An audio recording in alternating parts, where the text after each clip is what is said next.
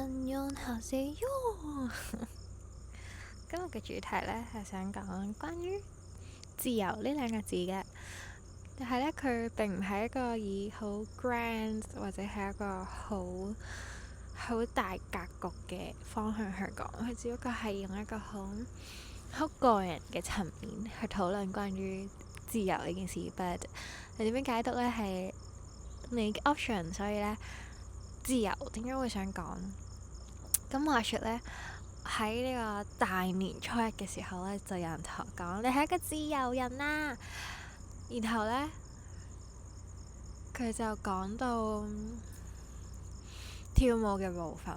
佢講到呢，上過好多唔同嘅老師嘅堂之後呢，就會發覺其實自由呢件事呢，唔代表佢係冇一個 boundaries，唔代表佢冇邊界，唔代表佢冇一個框架，唔代表自由就係隨心所欲。喺自由嘅底下裏面呢，其實甚至喺跳舞嘅角度嚟講呢，自由係喺某一種框架底下，如何地有趣地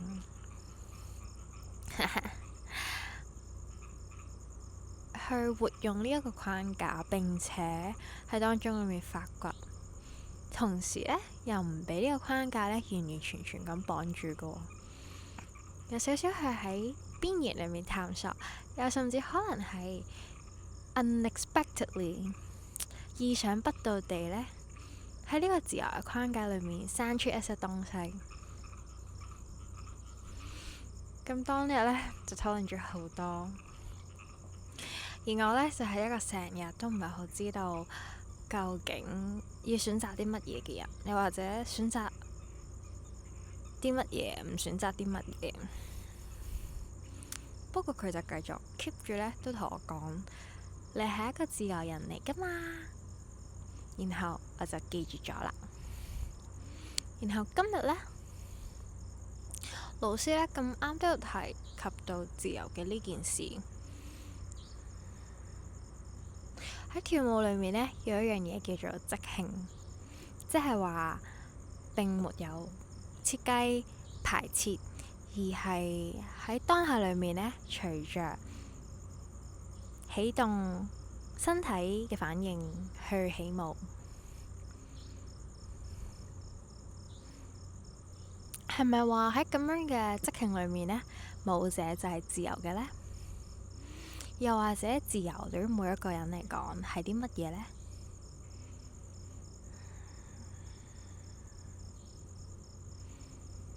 對於你嚟講又係啲乜嘢呢？或者甚至唔喺跳舞嘅層面嚟講，喺你而家投放緊精神時間嘅地方裏面，有啲乜嘢嘅框架？對於你嚟講，喺呢件事上面嘅自由係啲乜嘢？唔自由係啲乜嘢？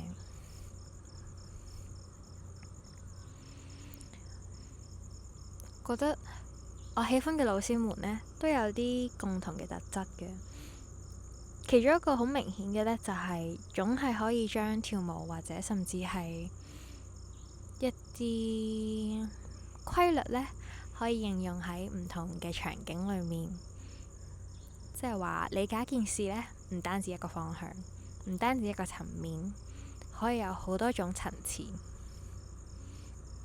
老師話有陣時喺有好多嘅選擇裏面，你會點樣去選擇？喺冇乜選擇嘅底下裏面，你又可以點樣去回應？喺有選擇嘅底下，自由代表啲乜嘢？喺冇選擇嘅底下，自由又代表啲乜嘢？不過如果繼續咁樣重複地去描述呢一個詞語嘅話呢，喺墮落的聲音裏面嘅文本有一句就係話：當你不斷地重複一句說話嘅時候，嗰個字呢就會失去咗意義㗎喇。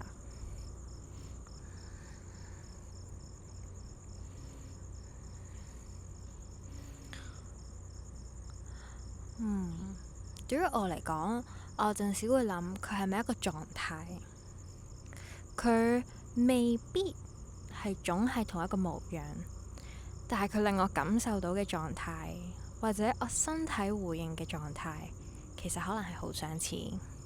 就算我喺唔同嘅地方、唔同嘅場合、同唔同嘅人，或者甚至係做緊唔同嘅事，咁其實係代表緊啲咩呢？其實呢個狀態係點樣形成嘅呢？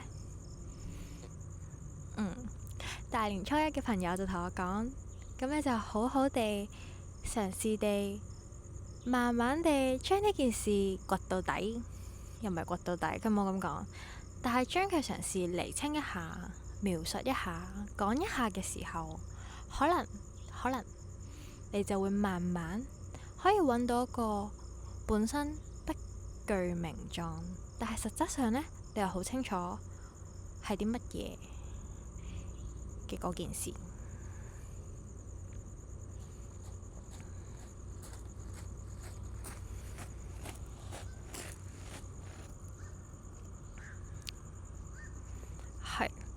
係咪聽落去好似好抽象呢？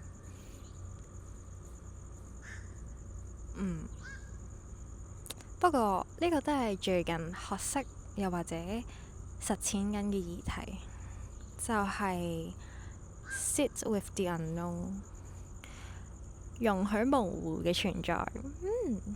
呢個又係最近另一個分享嘅人去講嘅。言語係一件好方便嘅事，卻都係一個好好用嘅工具。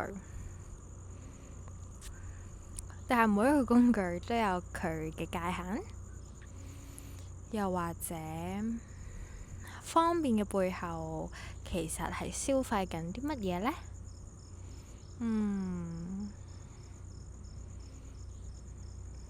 有陣時看似方便嘅，可能係消耗緊睇唔到嘅一啲成本，可能係一啲遠方嘅辛勞，可能係一啲未來嘅責任，唔知㗎。所以有陣時，或者咁講，願意去花時間去相處見面，究竟係一件點樣嘅事？耐性係一件點樣嘅事？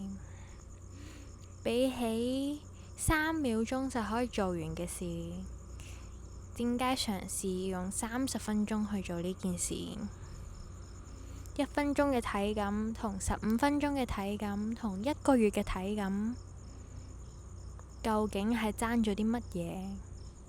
究竟呢個差距會帶嚟啲乜嘢？俾咗好多問題添，佢未必需要一個答案，因為我都唔係每一個問題都可以答到。但係佢都係一種過程。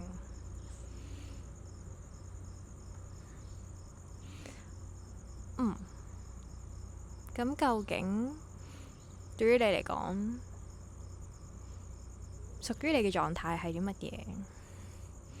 咁究竟，甚至係呢個狀態對於你嚟講緊唔緊要？或者究竟係咪真係究竟呢？定還是只不過係一連串嘅波紋，一連串嘅延續？好吧，下次再見，拜拜。